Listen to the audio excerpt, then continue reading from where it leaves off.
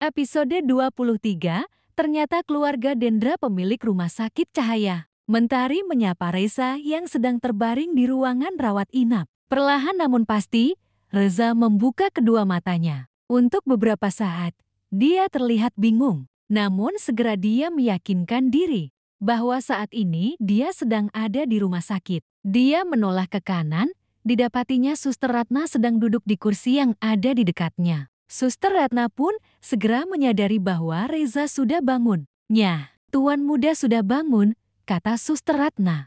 Pelan, bahkan setengah berbisik kepada Nyonya Rika yang sedang duduk di sofa yang ada di sana. "Kamu sudah bangun sayang," sapa Nyonya Rika dengan suara yang sangat lembut dan penuh kasih. "Kok aku ada di sini, Mah?" tanya Reza. "Semalam kamu pingsan di sekolahan? Dandra dan David yang membawamu ke sini. Apa yang kamu rasakan sekarang, Nak?" tanya Nyonya Rika. "Aku baik-baik saja, Mah." "Terus sekarang Dandra sama David kemana?" kata Reza, menanyakan kedua sahabatnya. "Ya sekolah dong, sang ketua OSIS kan di sini. Kalau Dandra nggak sekolah, yang mulangin murid baru nanti siapa?" "Masa iya? Mereka diumbar di sekolahan sampai kamu masuk?" kata Nyonya Rika, mencandai Reza. "Oh iya, benar," kata Reza. "Nyah, apakah Tuan Muda boleh minum susu? Apakah akan minum obat setelah sarapan?" tanya Suster Ratna. "Aldi nggak ada bilang apa-apa sih. Tapi lebih baik jangan saja ya. Takutnya harus minum obat," jawab Nyonya Rika. "Baiklah, Tuan Muda mau sarapan apa?" tanya Suster Ratna. "Sebenarnya aku tidak merasa lapar, tapi juga takut harus minum obat. Roti saja, Sus, gak usah dibakar." "Biar roti tawar kasih selai aja," jawab Reza. "Selai coklat kacang ya, untung saya sudah persiapan." "Sebentar ya saya buatkan," kata Suster Ratna. "Oh iya Zah, kok kamu gak pernah cerita kalau ternyata Dendra itu keponakan Aldi?" tanya Nyonya Rika. "Loh, iyakah Ma?" Reza malah gak tahu akan hal itu. Dendra pun tidak pernah bilang. Tapi setahu Reza, orang tuanya bukan dokter. "Kok bisa keponakan Om Aldi?" kata Reza, balik bertanya. "Dendra itu anaknya Dila, kakak perempuan Aldi. Mama juga kenal sama dia," jawab Nyonya Rika. Sementara di tempat lain, di SMA Antartika, para murid baru sedang berbaris rapi di lapangan upacara. Dendra juga ada di sana sedang memberikan sedikit himbauan agar mereka semua pulang dengan hati-hati dan menjaga keselamatan. Sebelum akhirnya, mereka dibubarkan dan pulang ke rumah masing-masing. Selesai pembubaran murid baru, di saat para kakak OSIS lain sedang melakukan kerja bakti secara sukarela, membantu para petugas kebersihan sekolah membersihkan area depan panggung. Dendra, David dan Ali berada di dalam backstage, sedang mengobrol. "Dra, anak-anak mau menjenguk Reza. Gimana?" tanya Ali. "Menurut gue sih jangan Dra, Reza nggak akan suka dengan kegaduhan itu," sahut David. "Setuju, Reza pasti ngamuk kalau kita bawa mereka semua ke sana," jawab Dendra. "Jadi, gimana dong? Mereka cuma mau melihat Reza aja. Masa iya kita mau larang?" tanya Ali lagi. "Bukan melarang, tapi lebih menjaga mood Reza aja, supaya dia cepat pulih," kata Dendra. "Soalnya Dra, Reza pun kalau ada murid lain sakit, dia paling rajin jenguk, bahkan sambil memberi amplop tebal," kata Ali lagi. "Ya itu kan Reza sedang sedekah, buat meringankan biaya rumah sakit." "Lah kalau mereka kan gak mungkin berbalik sedekah ke Reza kan?" kata David. "Ya gak mungkin lah, cuma mungkin pada mau lihat keadaannya." "Berita pingsannya Reza semalam simpang siur di telinga anak-anak," kata Ali. "Halah itu mah gampang. Nanti aja kita video call di grup, memperlihatkan keadaan Reza, sudah cukuplah. Reza lagi butuh tenang, kalau ramai-ramai nanti gaduh sendiri," kata Dendra. "Ya sudahlah, gue ngikut kalian aja," kata Ali. "Jadi gimana ini? Kita mau langsung ke rumah sakit atau gimana? Soalnya gue nggak bawa baju ganti nih," tanya David. "Banyakan gaya lu sekarang, biasa juga nggak mikirin baju ganti," kata Ali. Daripada nanti sampai di sana diusir sama omnya Dendra." "Baru tahu lu," kata David. "Lah, kok diusir omnya Dendra? Apa urusannya?" kata Ali. Nih ya gue kasih tahu, ternyata kutu kuprit satu ini mengkhianati kita setelah persahabatan selama hampir 5 tahun ini. Dia menyembunyikan fakta bahwa ternyata keluarganya itu pemilik rumah sakit Cahaya. Lu bayangin rumah sakit sebesar itu dan ada di seluruh negeri awan ini. Ternyata keluarga anak bangkotan ini yang punya, kata David, mengadukan fakta pada Ali. Wah, keterlaluan lu Dra. Hal kayak gitu aja lu umpetin dari kami. Takut kami minta diskon atau gratis perawatan apa gimana sih? Toh kalau masalah kayak gitu mah, Reza pasti mau banget bantu. Nggak perlu lu ketakutan gitu kali, protes Ali. Bukan ngumpetin Al, kita nggak pernah ada pembicaraan ke arah rumah sakit. Kalian juga nggak pernah cerita ada keluarga yang sakit. Jadi, gue harus bilang apa? Tiba-tiba aja pamir gitu? Nggak lucu lah, kata Dendra, berusaha membela diri. Ya cerita aja.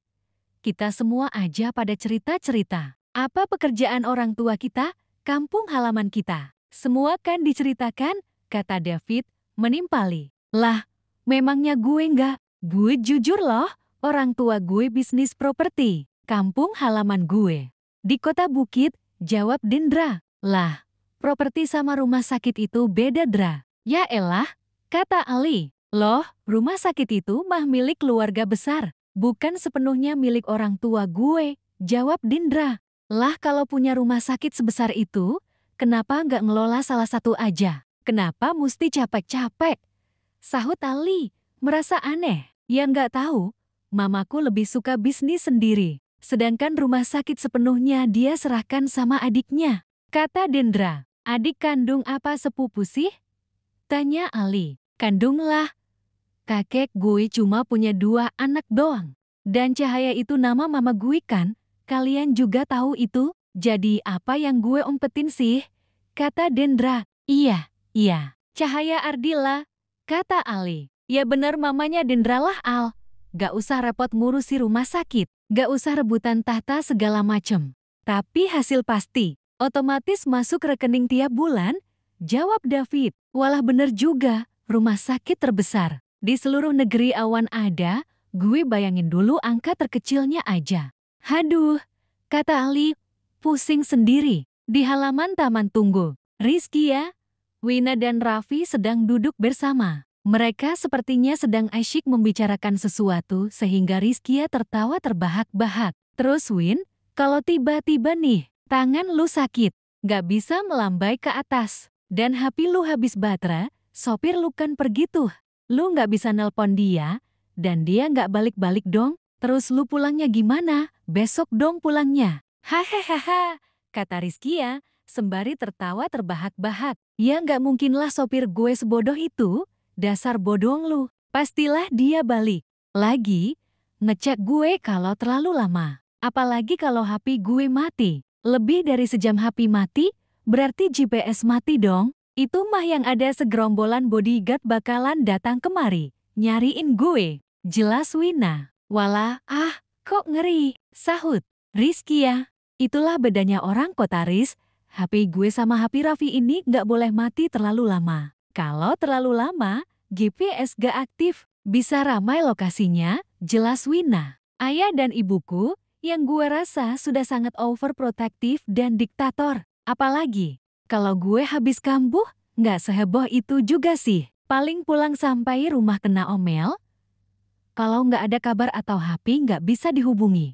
Mentok-mentok dibelikan HP baru. Takut HP lama rusak, kata Rizkia. Nah, itu dia. Setiap orang tua punya cara yang berbeda untuk mendidik anak-anaknya. Yang pastinya menurut mereka masing-masing, ya cara merekalah yang paling benar.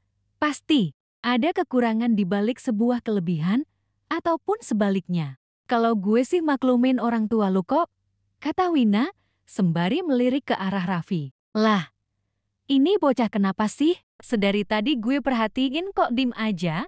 Itu tadi biasanya kalimat yang keluar dari mulut lu. Kenapa jadi keluar dari mulut gue sih? Ledek Wina pada Raffi, berusaha mengajak bicara. Tapi Raffi sama sekali tidak menyahut. Dia terlihat sangat risau. Tak lama, terdengar suara knalpot sepeda motor gede datang. Ternyata Ali dengan senyum menawanya, berhenti di depan mereka bertiga. Halo semuanya, sapa Ali. Nang Wina mau pulang, mau abang antar. Mumpung masih pagi. Seru loh naik motor pagi-pagi begini. Mau coba? Tanya Ali, menawarkan diri pada Wina. Nggak usah kak, jemputanku udah dekat kok. Lagi pula, kami mau main dulu ke rumah Rizky ya, kata Wina. Duh, kenapa harus hari ini sih? Hari ini kami sudah ada agenda lain, mau nemenin ketua OSIS di rumah sakit. Yang semalam pingsan itu tuh, kalau nggak ada agenda ini, pasti abang ikut deh. Sahut Ali. Oalah, yang semalam itu ketua OSIS. Siapa namanya itu kak? Dulu SMP-nya sekolah di mana? Tanya Wina. Reza Laksamana Putra, sekolahnya dulu di SMP Negeri 1 Bulan. Memangnya ada apa? Jawab Ali. Nggak ada apa-apa sih kak, cuma penasaran aja. Kalau SD-nya kak, di mana? Tanya Wina lagi. SDN 1 bulan? Ada apa sih? Tanya Ali. Makin penasaran. Nggak ada apa-apa beneran. Gue cuma merasa nggak asing sama dia. Merasa pernah bertemu di mana gitu? Jawab Wina jujur. Tiba-tiba Raffi yang sedari tadi diam, terhenyak kaget. Apa? Tanya Raffi. Apanya yang apa? Tanya Ali yang bingung melihat tingkah Raffi. Nggak apa-apa kak. Jawab Raffi yang kembali terdiam. Jangan sama ketua OSIS dong. Jatuh cintanya. Neng, abang berat nyanyinya, kata Ali. Lah Kak Ale, ngomong sama siapa? Tanya Wina yang jadi ikut bingung. Nang Wina lah, jawab Ali lirih. Kok jatuh cinta sama ketua OSIS? Tanya Wina. Lah itu tadi katanya merasa nggak asing sama ketua OSIS, jawab Ali. Lah, kan cuma ngerasa nggak asing aja kak. Ngerasa pernah ketemu di mana tapi lupa, padahal kayaknya kenal deket gitu. Wajah-wajah yang hangat, kayak pernah jadi teman dekat. Tapi, kok ternyata SD sama SMP-nya beda? Jawab Wina menjelaskan.